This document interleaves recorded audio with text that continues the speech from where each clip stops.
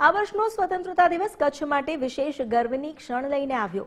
Bhuj air force સ્ટેશનમાં ફરજ બજાવતા ગ્રુપ કેપ્ટન રાકેશ કુમાર યાદવને ભારતના માનનીય રાષ્ટ્રપતિ શ્રી દ્વારા વાયુસેના મેડલ એનાયત કરવાની જાહેરાત થઈ. આ સન્માન ભારતની આતંકવાદ વિરોધી તાજેતરની સૌથી મહત્વપૂર્ણ કાર્યવાહી ઓપરેશન સિંદૂરમાં આપેલા શૌર્યપૂર્ણ અને નિર્ભીક યોગદાન બદલ પ્રાપ્ત થયું.